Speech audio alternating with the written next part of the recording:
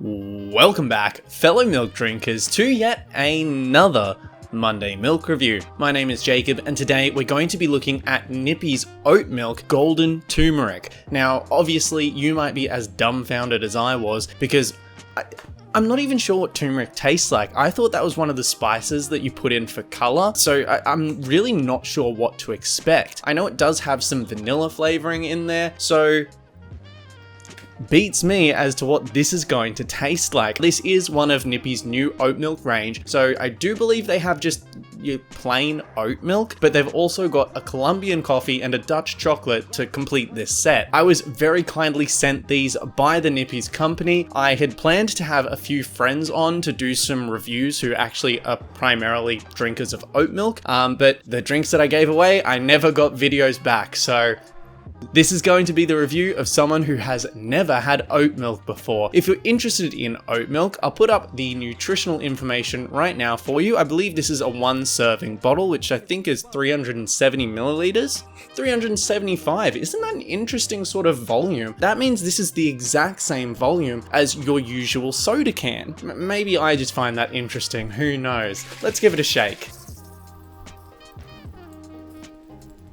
Now, something that I did want to mention, I actually really like the kind of color scheme going on here. You'll see that the bottles are also pretty similar in design, with the white on top and I guess their primary color making up the majority of coloration on the bottle. The bottle's kind of soft, I'm not a fan of that, but in terms of its visual design, I think it's quite nice. These are soy-free, nut-free, dairy-free, GMO-free, and plant-based, being an oat milk, of course. So let's open it up and give it a first sniff.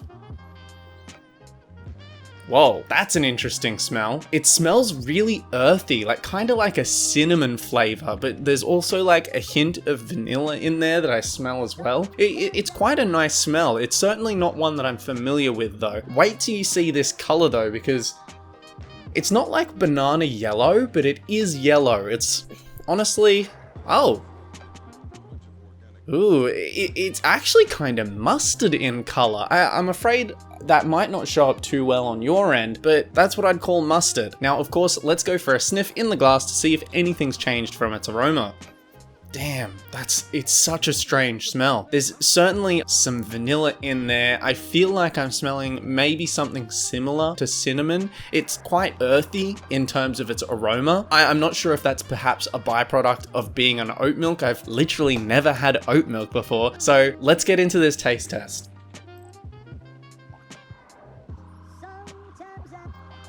You know, okay.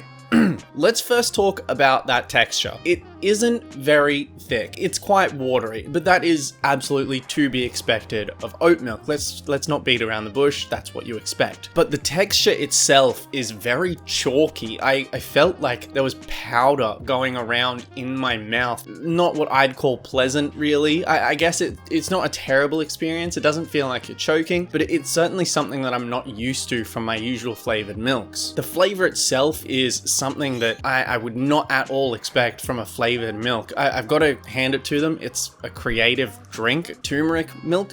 Who has ever heard of turmeric milk before? I'm sure this is probably a global first. When it's in my mouth, it honestly reminds me of nutmeg. That's, I think, a flavor that feels very familiar.